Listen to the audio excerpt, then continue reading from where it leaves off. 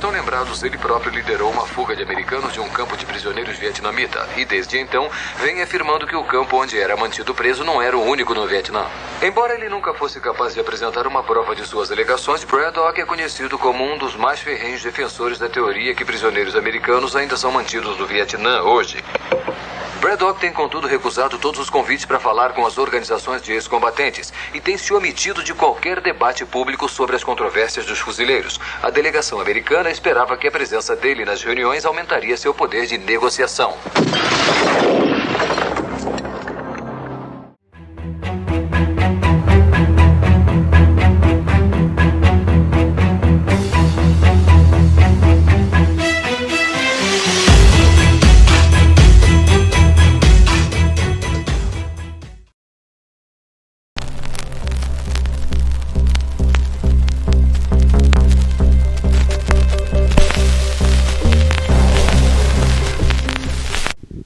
Em 1982, um personagem marcante surgiu no cinema, trazendo perspectivas interessantes sobre os veteranos do Exército dos Estados Unidos da América que lutaram na Guerra do Vietnã e tudo o que eles passavam ao retornar para seu país natal. Estou falando, obviamente, de John Rambo, interpretado por Sylvester Stallone no clássico filme Rambo, Programado para Matar, originalmente chamado de Rambo First Blood. Antes de prosseguirmos, peço a todos que valorizem o trabalho do canal. Não vai custar nada, somente se inscrever. Se possível, ativar as notificações no sininho, comentar e compartilhar com os amigos fãs do cinema de verdade, como nós. Outro personagem veterano da Guerra do Vietnã daria as caras 2 anos depois, também tendo a letra J como letra inicial de seu primeiro nome, o marcante e extremamente badass James Braddock. O nome escolhido para o personagem foi o mesmo de um lendário boxeador do passado, James J. Braddock, que tinha uma história muito interessante de queda e superação, e acabou sendo conhecido como Cinderella Man, Homem Cinderela em português. Ou seja, provavelmente queriam sinalizar essa característica de superação diante das adversidades no personagem. Para representar um personagem tão badass, qual seria o ator perfeito então? A escolha mais óbvia foi feita, ainda bem, o lendário Chuck Norris. Praticante de artes marciais desde a juventude e muito vitorioso em competições de karatê, Norris teve seu primeiro destaque no cinema ao interpretar um antagonista de Bruce Lee no filme O Voo do Dragão, filme que se passa na Itália e conta com a épica luta entre Lee e Norris na arena do Coliseu. Norris decidiu então investir na carreira como ator mais ainda, e começa como protagonista no filme Breaker Breaker em 77, o comboio da carga pesada no Brasil, e no ano seguinte ele faria o filme Good Guys Wear Black, Os Bons Se Vestem de Negro, onde o filme apresentava certas ideias iniciais que teríamos na série Braddock, pois a questão da Guerra do Vietnã certamente afetou Chuck Norris pessoalmente, já que seu irmão mais novo perdeu a vida nesse conflito. A carreira de Chuck Norris esteve em ascensão entre o final dos anos 70 e começo dos anos 80, tendo trabalhado em filmes bem legais, como por exemplo McQuaid, O Lobo Solitário. E podemos atribuir isso ao fato do ator não ter se limitado a ser apenas um artista marcial em seus filmes, mas também um ator de ação que trazia outros elementos para o seu trabalho.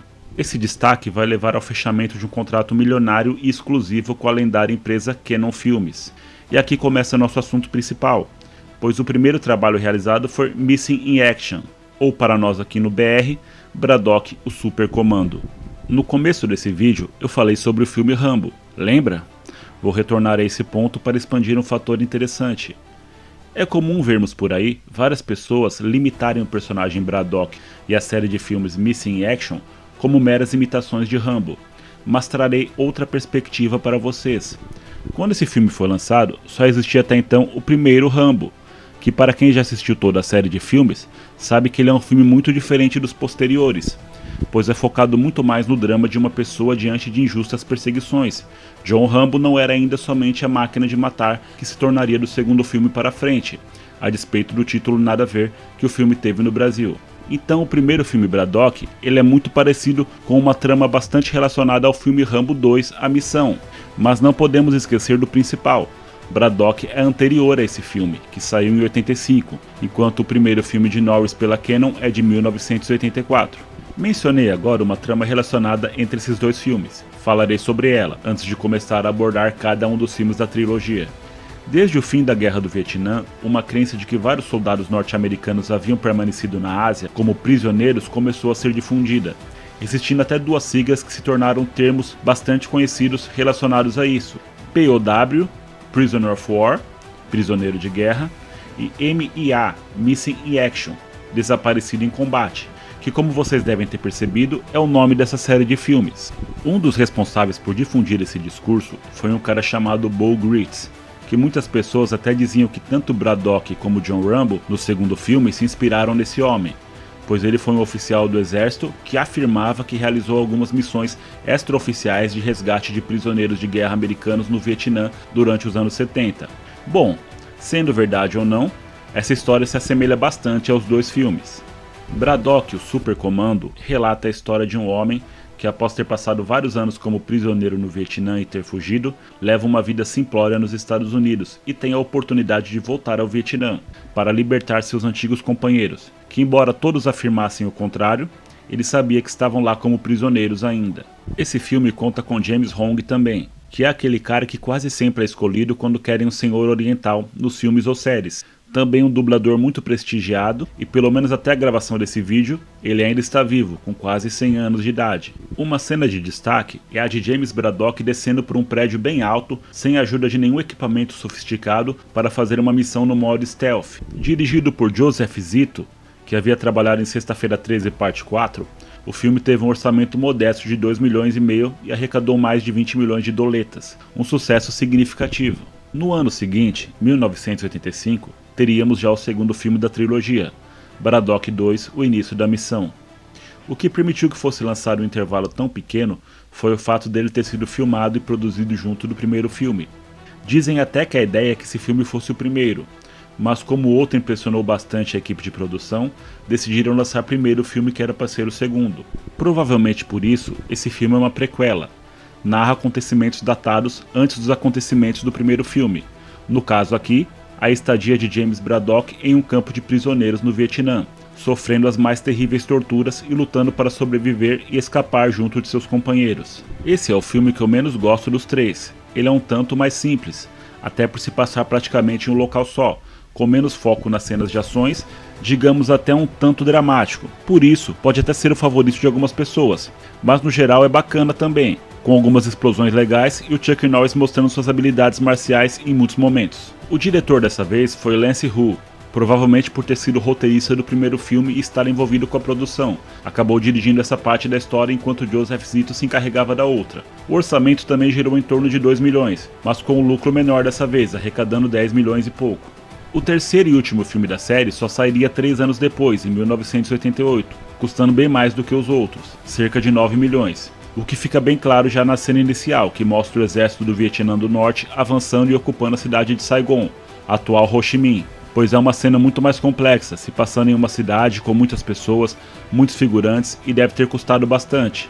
Falando em localidade, esse filme, assim como seus antecessores, não foi gravado no Vietnã, mas em outros locais representando o Vietnã. Esse, por exemplo, assim como o primeiro filme, foi gravado nas Filipinas. A trama é um tanto mais pessoal para o protagonista agora, pois ele recebe a notícia que sua esposa, que havia desaparecido naquela cena inicial, estava viva ainda, e tinha um filho com James Braddock, um Braddockinho Jr. Então ele parte para o resgate com sua tradicional diplomacia. É um filme cheio de cenas de ações, explosões e violência, e na trama também temos uma questão envolvendo outras crianças, que não me aprofundarei para não dar spoilers, pois todos sabem que os filmes de Chuck Norris têm roteiros bem profundos e surpreendentes. Uma cena que destaco é quando Chuck Norris explode um inimigo com um tiro de lança-granada queima-roupa. Nada pode ser mais épico. E assistindo a cena, vocês verão que foi mais do que merecido. Dessa vez, houve uma apelação ao nepotismo e o filme foi dirigido por Aaron Norris, irmão da lenda. Infelizmente não teve o êxito esperado, arrecadando menos do que gastou. Braddock foi uma trilogia lendária de ação dos anos 80. Com certeza um produto de seu tempo. E hoje, mais velhos e com mais informações, claro que podemos perceber o discurso político envolvido por trás do filme. Mas concordando ou não com ele, você poderá se divertir muito com o mestre Chuck Norris, chutando bundas, explodindo locais e pessoas, mostrando seu lado ninja no modo stealth em muitos momentos e sobrevivendo a muita tortura e violência. Então, sem saber o que assistir? pega a pipoca, o kimono e a metralhadora e mergulhe fundo nesse épico do cinema de ação. Coronel Yin, pelas atrocidades cometidas contra os vietnamitas e prisioneiros americanos nesse campo, eu o sentencio à morte.